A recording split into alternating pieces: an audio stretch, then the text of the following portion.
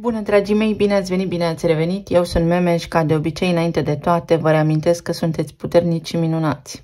Astăzi voi face previziunile pentru energia săptămânii ce urmează pentru a vedea ce mesaje ne apar. Vă rog tare mult, în primul rând, să luați de aici doar lucrurile cu care rezonați voi cu adevărat. Informațiile care vă sunt pe deplin utile. Ce nu, să lăsați deoparte. Vă mulțumesc în primul rând tuturor celor care sunteți parte din comunitate pentru mesaje, sprijin și suport, pentru că sunteți aici de fiecare dată și pentru toată susținerea voastră. Iar celor care sunteți noi, vă urez bine ați venit. Dacă considerați că rezonați cu mesajele și cu modul meu de lucru, vă invit să vă abonați și să apreciați clipul, întrucât asta mă ajută pe mine aici să susțin activitatea pe acest canal de YouTube. Așadar, să vedem despre ce este vorba. Este o săptămână plină cu schimbări la nivel energetice, cosmice, planetare. Vom avea parte de luna plină din Săgetător, de ingresul lui Jupiter în Gemeni, dar vom avea de asemenea și o frumoasă conjuncție între Venus și Jupiter. Conjuncția dintre Venus și Jupiter poate aduce noroc. Noroc chiar, șanse unice, inegalabile, șanse pe care acum să le luăm și să le fructificăm în beneficiul nostru. Însă Venus este zeița banilor, este zeița iubirii, este zeița lucrurilor lumești, a lucrurilor și a plăcerilor lumești. În timp ce Jupiter ne vorbește despre un arhetip înțelept, despre lucruri profunde, despre imaginea de ansamblu. S-ar putea pentru unii să vină cu o mică tensiune, întrucât Venus se orientează către senzualitate, în timp ce Jupiter se bazează mai mult sau vizează mai mult relațiile de iubire de suflet. Taurul este semnul care oferă, într-o oarecare măsură, stabilitate. Și cum fiecare dintre noi caută o garanție, acesta este un bun prilej să deschidem poarta către un drum mai sigur, mai predictibil. Luna plină din Săgetător, care este guvernată desigur de Jupiter, ne va aduce o finalitate. Vom trage o concluzie, dar printr-o perspectivă foarte amplă. Vom fi trăit niște situații de viață, niște întâmplări pe care acum le putem corecta sau putem elimina din viețile noastre ceea ce nu ne servește. Putem vorbi despre chestiuni care vizează planul internațional, chestiuni legale, tot soiul de lucruri care au legătură cu dezvoltarea noastră spirituală, dar și cu înțelepciunea. Jupiter în Gemeni este în detriment, adică nu se regăsește chiar într-o poziție favorabilă. Este în opoziție cu semnul pe care îl guvernează, cu Săgetătorul. Ne invită să facem lucruri care poate nu ne sunt chiar la îndemână sau nu ne sunt pe plac. Să ne întoarcem la origini, să ne întoarcem la simplitate. Mercur, care guvernează semnul Gemenilor, este în Taur. Încet și sigur câștig cursa. Trebuie să o iei de la început. Trebuie să fii entry level.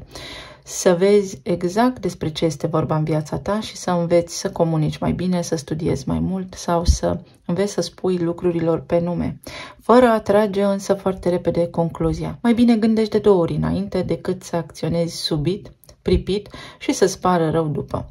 Este o săptămână, după cum spuneam, cu multă încărcătură. Pe parcursul acestei săptămâni, luna va tranzita câteva semne importante din zodiac, însă în tensiune se va regăsi atunci când va tranzita Scorpionul, unde va face opoziție cu Venus și Uranus, care vor fi în conjuncție.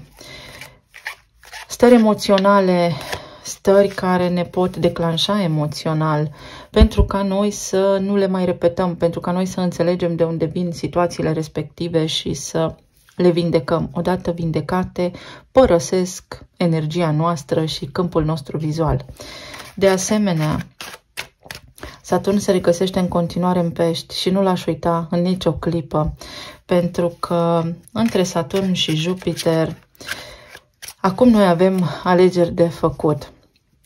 De ce am spus acest lucru? Pentru că Jupiter este guvernatorul clasic al semnului pe care Saturn acum îl tranzitează. Și toate aceste lucruri sunt, așa cum bine știți și cum vă spun de fiecare dată, interconectate. Să ne schimbăm modul de a gândi, să vedem la ce renunțăm și să vedem ce avem de făcut de acum înainte. Să vedem ce ne spune energia pentru această săptămână la nivel general. Numărul 1 și Fecioara. Să fim atenți la rutină, pentru că din obiceiul nostru pleacă totul. De la modalitatea în care noi suntem și poate nu conștientizăm. Aici pot fi chestiuni legate de sănătate, pentru unii dintre voi atenția pe zona aceasta a alimentației, a sănătății, pentru alții dintre voi locul de muncă poate fi important, colegii sau poate sfaturi pe care acum să le cereți unor oameni pe care voi îi admirați. Aici este vorba despre harta care ne duce către comoară, către Marea Comoară. Cu Venus și Jupiter în conjuncție putem descoperi că suntem foarte norocoși sau putem avea parte de o situație inedită care să ne schimbe cumva viața. Prosperitate. Lozul cel mare și succes. Este o săptămână în care dacă ne ținem de treabă și ne vedem de treabă, fără să ne pierdem pe drum în discuții inutile, avem foarte mult de câștigat.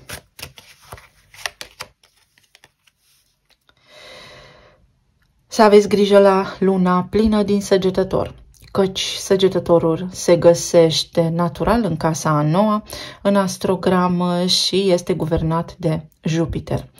Astfel că unii dintre voi cumva vă veți simți împinși de la spate sau poate constrânși să încheiați niște situații din viețile voastre care au durat prea mult timp sau pe care voi nu doriți să le încheiați sau vă vine foarte greu să vă îndepărtați de ceva anume. Fie că vorbim despre obiceiuri culinare, fie că vorbim despre un anume tip de comportament, fie că vorbim despre un tipar mental pe care îl avem, este o săptămână în care putem să începem pas cu pas, așa precum furnica, să avansăm. Important este că această săptămână ne poate aduce concluzii. Este o săptămână în care umanitarismul va necesita o atenție sporită din partea noastră a tuturor. Vor fi diferite situații unde, cu cât dăm dovadă mai mult de mărinimie, de empatie, cu atât mai repede vom putea avansa către ceea ce ne dorim sau vom putea debloca situațiile în care suntem poate prinși acum. Numărul 8, casa 8-a, șiracul, frica. Casa 8-a reprezintă frica și subconștientul nostru, iar casa a 4-a, trecutul. Teama de trecut sau a venit momentul acum să înțelegem trecutul pentru a putea avansa. Noi înșine, propria noastră identitate. Emoțiile acestea pe care noi le resimțim, pe care le poate declanșa acea opoziție dintre conjuncția Venus-Uranus și Luna din Scorpion, pot aduce fix fricile noastre cele mai mari. Sau o discuție cu cineva care să vă declanșeze, dar voi realmente să explodați și să nu vă explicați de ce ați făcut-o, pentru că acolo este ceva care trebuie vindecat și conștientizat. Poate fi vorba aici despre suport pe care să-l primiți acum de acasă sau de la cineva drag din trecut care v-a mai ajutat cândva. Este vorba despre o săptămână în care foarte mulți dintre voi vă veți regăsi foarte gânditori, posibil mai profunzi ca până acum, în încercarea de a identifica exact lucrurile care contează cu adevărat pentru voi. Familie, din nou casa a 4-a. Pot apărea situații legate de ai voștri copii care să aibă nevoie de ajutorul vostru sau ei pot să traverseze niște situații care cer acum o încheiere, o finalitate. Poate fi aplanarea unui conflict, poate fi faptul că vă cer ajutorul sau voi, dacă vă regăsiți într-un impas, puteți cere ajutorul părinților voștri, evident dacă aceștia mai sunt printre noi. Și dacă nu mai sunt printre noi, ei trăiesc prin noi, prin memoria noastră celulară, dar și energetică. Astfel că puteți invoca puterea strămoșilor voștri pentru a renaște, pentru a traversa o situație, pentru a vă asculta intuiția, pentru a vă alinia cu intuiția voastră, pentru a găsi niște răspunsuri, dacă aveți întrebări în această săptămână sau situații care cer asta.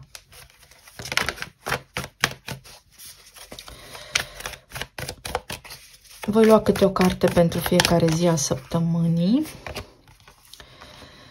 Avem 9 de cupe, regele de monede, pajul de bâte, 3 de monede, diavolul, 7 de monede, spânzuratul.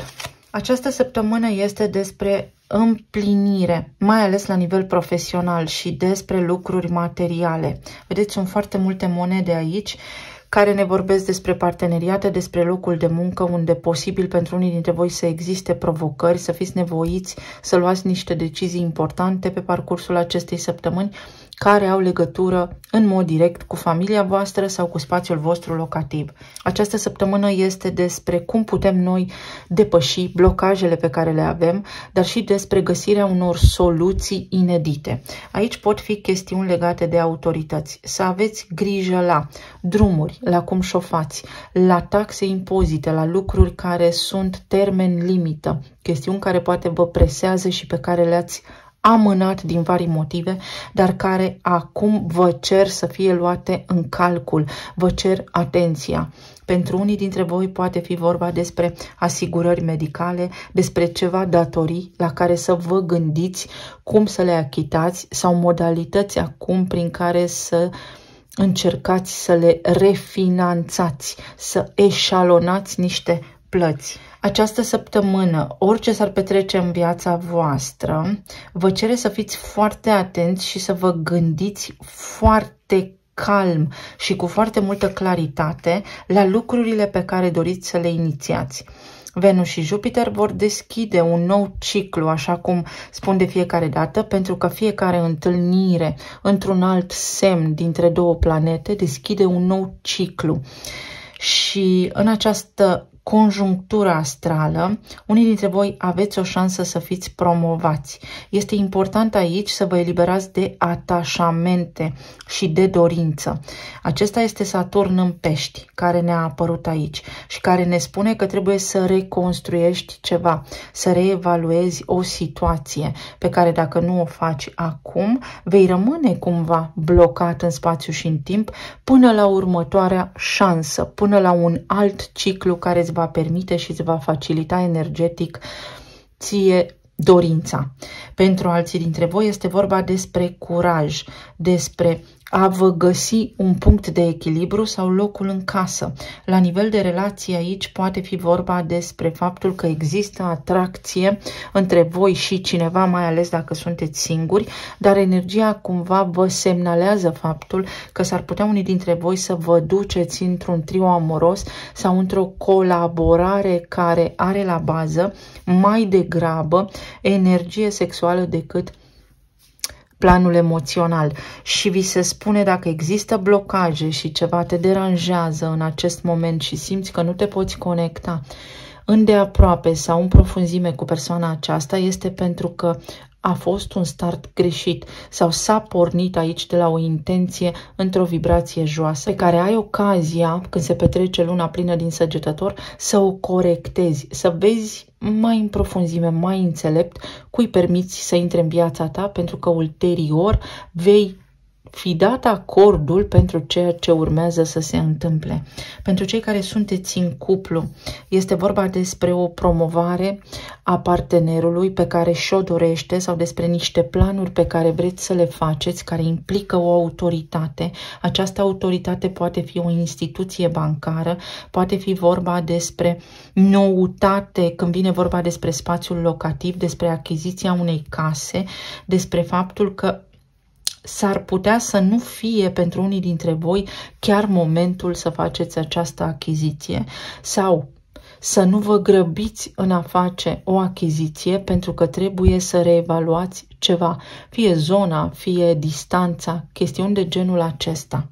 Tot pentru cei care sunteți în relații deja formate, aici unul dintre copiii voștri sau copilul vostru va avea o săptămână destul de agitată și de încărcată, posibil să dea niște semne de oboseală, iar voi să fiți foarte disciplinați, să îi ajutați să își regleze cumva emoțiile și sistemul nervos, pentru că altminteri vor claca, se vor epuiza, mai ales dacă aveți copii mici în școală. La locul de muncă, în planul acesta material, poate fi o discuție pe care voi încercați să o aveți cu un supervisor sau cu un manager care pare că nu iese așa cum vă doriți voi.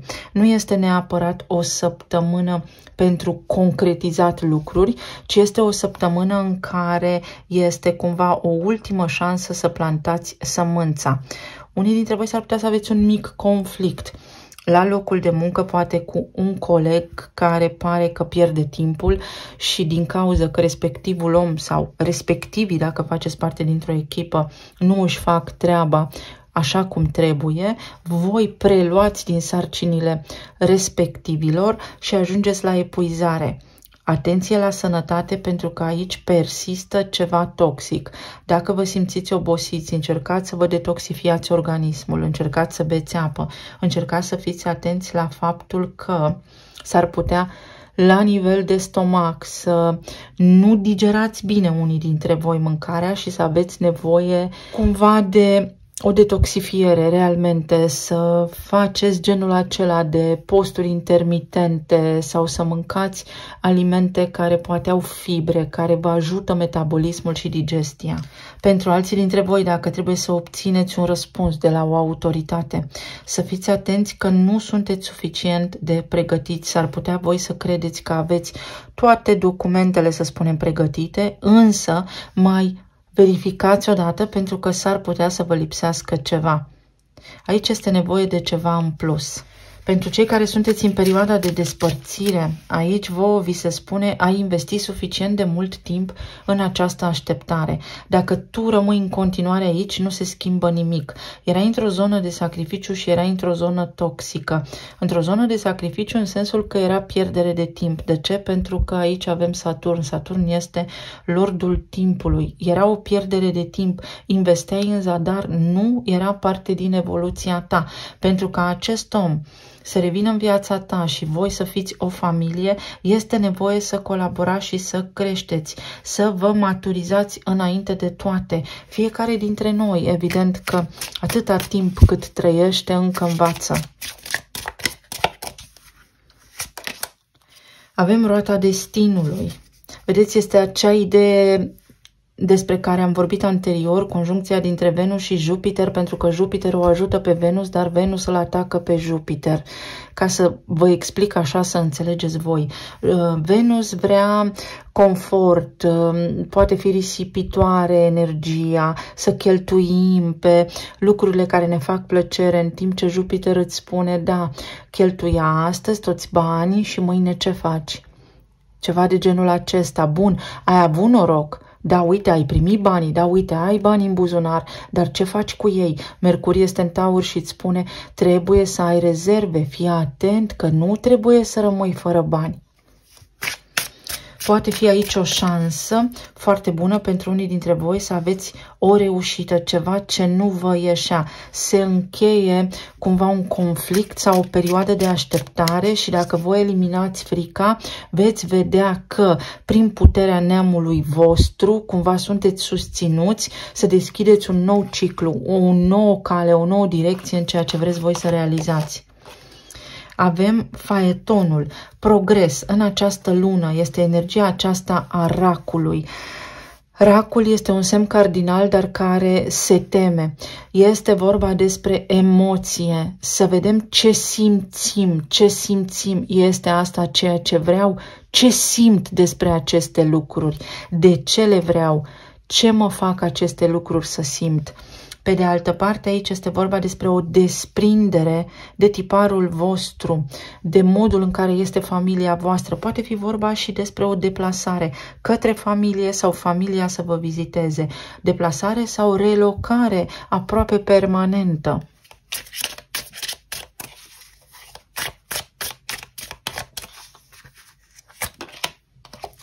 Temperanța. Să gândim limpede, echilibrat, dar să folosim diplomația. Aici este apa și focul. Este o uniune. Este vorba despre a ne găsi echilibrul pentru a putea ieși din acest impas. Și echilibrul îl găsești atunci când ești înțelept. Vedem aici, cel de-al treilea ochi este funcțional, adică văd cu claritate către ce mă îndrept și sunt recunoscător pentru tot ceea ce am în primul rând. Uite, posibil tensiuni la locul de muncă și regina de spade. Să te retragi dintr-un conflict. Dacă în preajma ta în acest moment există un conflict, o ceartă, un scandal, cineva care nu te apreciază, în această săptămână ți se spune să te oprești, să-ți vezi de treaba ta și să lași lucrurile așa cum sunt, pentru că aici este o retribuție karmică cu diavolul. Orice piedică ai putea tu să ai, dacă intențiile tale sunt corecte, cinstite și în vibrație înaltă, lucrurile se aranjează de la sine.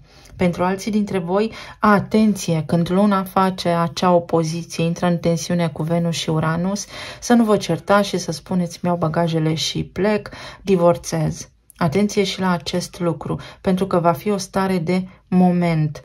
Sau dacă cineva face chestia asta și abordează situația așa, încercați să nu o amplificați. Mai bine vă retrageți, lăsați omul să-și vadă de nervii săi, că nu sunteți voi responsabili de asta și ulterior să vorbiți, dar când lucrurile se calmează.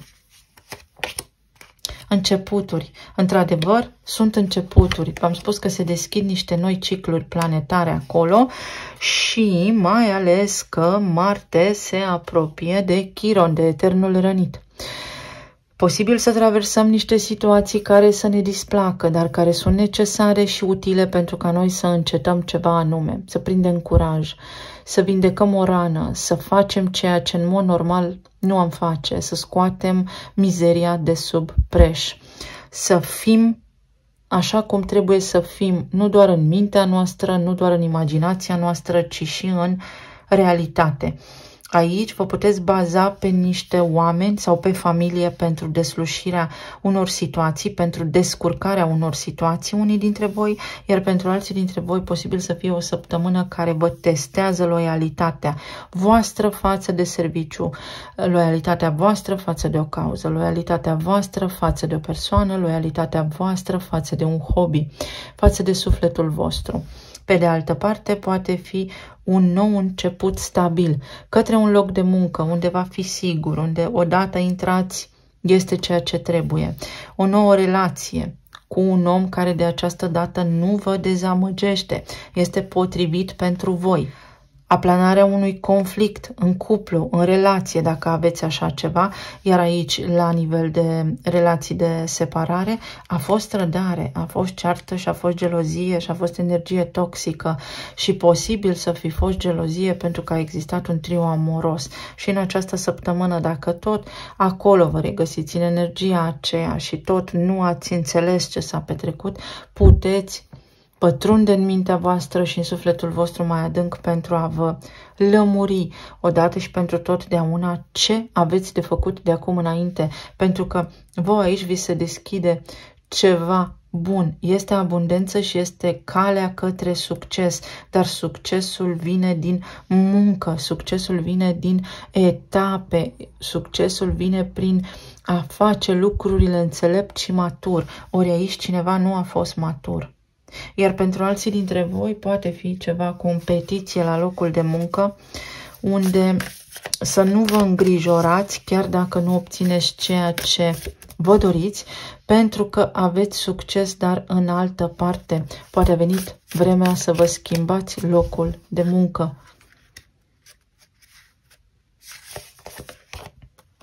Aici energia ne spune să păstrăm tăcerea și să fim observatori în săptămâna ce urmează și să vedem noi cu ochii noștri, să auzim cu urechile noastre lucrurile care se întâmplă în jurul nostru, adică practic să luăm singuri o hotărâre, pentru că cel mai important asta va fi. Înainte de intrarea lunii în Scorpion va fi în balanță și luna acolo în balanță este O lună în energie feminină, dar o lună care oscilează foarte mult și care ia hotărâri foarte greu. Iar această energie de aici vă spune să testați voi cu mâna voastră sau să încercați cel puțin, dacă ajungeți să regretați ceva anume, să regretați că ați încercat, nu să regretați faptul că ați ratat o șansă. Aici este o șansă. Aveți grijă să nu ratați unii dintre voi o șansă. Energia este benefică, există o șansă de promovare, altora dintre voi vi se spune nu investi acum sau ai grijă la cheltuieli, fii atent indiferent de ce vrea familia ta. Mai gândește-te tu odată pentru că s-ar putea ulterior cine acum nu te ascultă să-ți dea dreptate și să-ți mulțumească. Și către ce să fiți voi cel mai atenți? Unde poate fi norocul săptămâna viitoare? În zona prosperității, în zona financiară, aveți grijă la cheltuieli, pentru că puteți avea noroc, puteți deschide practic o linie către abundența voastră, însă important, acest început și această loialitate înseamnă practic să am un plan de economii, să nu cheltui toți banii deodată sau să fiu atent pe ce risipesc banii. Banii sunt câștigați prin muncă. Pentru a munci este nevoie de timp. Timpul înseamnă energie vitală, practic viața voastră. Pe ce risipiți viața? Deci atenție către ce vă orientați. Această săptămână este una care are o încărcătură spirituală și vă spune ai grijă ce-ți dorești pentru că aia poți să primești. Talismanele.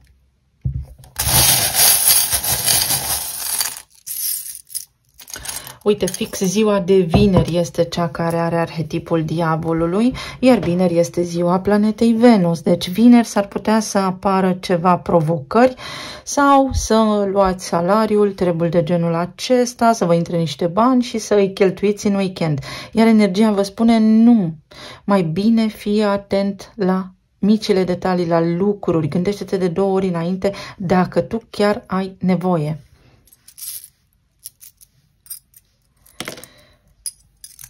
O schimbare în viața voastră foarte bună pe care trebuie să o faceți voi. A venit vremea să schimbați ceva important. Este aici o conotație foarte spirituală de eliberare. Trebuie să vă eliberați și aveți o șansă. S-a mai repetat ceva în viața voastră. V-ați mai întâlnit cu așa ceva și aveți experiență. Aici avem ora 9:21, lumea și 9. Posibil pentru unii dintre voi, dacă vă îngrijorați în legătură cu finalitatea unui lucru sau a unei relații și vreți să nu se încheie, să respirați ușurați pentru că mai aveți o șansă. Iar pentru alții dintre voi mesajul este a venit vremea să te trezești. Să faci tu ceva și să închei tu ceva. Ai protecție, vezi, divină, este din nou o șansă. Pentru unii dintre voi chiar este o șansă reală, vă merge bine în afaceri, aveți trafic, vad, clienți mai mulți, cumva vreți să vă extindeți, parcă lucrurile încep să se miște. Cineva vă testează încrederea și loialitatea unora dintre voi sau voi stați cu sufletul la gură întrebându-vă. Aici a apărut loialitatea. Pare să fie cineva loial. Numărul 25. O discuție sinceră. Pentru unii dintre voi aici este o discuție sinceră sau o discuție care are un desnodământ fericit, favorabil. Cineva este sincer cu voi. Aici aveți o persoană care este sinceră cu voi. Abia aștept să aud. Uite, din nou simbolul loialității. Ești sigur? Ești sigur? Uite și diavolul și Moș Crăciun. Atenție să nu vă încântați cu lucruri materiale, să spun așa, și să nu risipiți banii. Să fiți atenți la cheltuieli săptămâna viitoare, pentru că va fi o tendință să fim idealiști. Venus și Jupiter creează acest ideal, dar ușor iluzoriu. Mai mult pragmatism în săptămâna ce urmează, pentru că altminteri vom fi precum greierul. În timp ce furnica lucrează, el cântă și când vine vorba de resurse primare, ceva de genul acesta este. Trebuie să fim așa ca o furnică săptămâna viitoare, foarte organizați. Pentru alții dintre voi, niște vești bune, care au legătură cu o instituție, cu ceva legat de finanțele voastre, cu niște documente. Așteptați cu sufletul la gură, se fac niște calcule și cam pe joi așa puteți avea un răspuns favorabil sau vă ajută Jupiter. Dacă voi sunteți convinși că ceea ce vreți este cu adevărat ceea ce vreți, să obțineți. Uite, o bucurie. Pentru alții dintre voi puteți face o excursie sau vedeți o poză sau în urma unei poze, în urma unei amintiri. Vă simțiți mai bine, vă revine zâmbetul pe buze. Pentru alții dintre voi este o reparație. Trebuie să faceți o reparație. Aveți ceva ce necesită reparație și nu mai puteți amâna. Protecție și putere. Aveți putere. Dacă vă simțiți cumva neputincioși, aveți putere, să știți. Aici puterea vine din pajul acesta de bâte, care înseamnă încredere. Este un început, este o conversație, este o șansă. Aici și la locul de muncă, dar și de parteneriat și de bani în casă. Este o energie care vă poate susține, atât că vi se spune să fiți precauți. Soarele și pești. Un soare în pești. Poate aveți legătură cu cineva din semnul peștilor sau soarele în pești, ca arhetip, nu se bazează pe lucruri materiale și risipește. Vă dau un exemplu. Un soare în taur cumpără un obiect. Un soare în pești cumpără o colecție. Iar noi avem aici casa întâi în Fecioară, adică fix în opoziție la 180 de grade. Fecioara poate cumpără două, dar nu înainte de a vedea dacă sunt oferte mai bune și în altă parte. Acum, voi pentru a putea depăși această săptămână, care evident că este un lanț de evenimente ce urmează, se va desfășura și în săptămâna ce urmează după aceasta, aveți nevoie să nu acționați așa la modul risipitor, ci să fiți foarte organizați și la nivel culinar și la nivel de energie, să vă odihniți, să nu faceți niciun fel de exces. Va exista o tendință de exces. Avem încă Soarele și Jupiter acolo. Ceva ce crește. Aveți puterea să sporiți ceva, să creșteți ceva. Pentru alții dintre voi, atenție, dacă vă faceți vreo vacanță și aveți bufet suedez, să nu vă întoarceți cu kilograme în plus. O inimă plină, o bucurie, o inimă plină. Pentru unii dintre voi este ceva legat de animalele de companie sau ceva la locul de muncă, mai ales dacă sunteți în această zonă a cabinetelor veterinare, poate, dar este o bucurie care vine din suflet. Uite, poate fi vorba despre un copil aici sau poate voi. Este o săptămână în care să nu puneți presiune pe voi, să fiți responsabili, dar să nu vă încărcați de griji și de chestii de făcut. Ia uite, aici avem casa întâi în pești. Deci este o săptămână în opoziție. Este o săptămână care poate oscila. Când, hai că este bine, când, stai că trebuie să am grijă. Încercați să ajungeți la mijloc, temperanța, să vă echilibrați. Între ceea ce vreți să faceți și ceea ce vreți să obțineți, trebuie să fie un echilibru.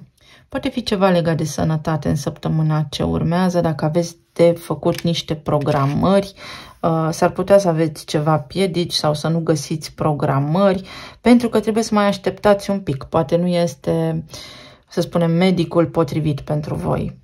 Nu ați rezona. Și ca inițiale avem J, O și H.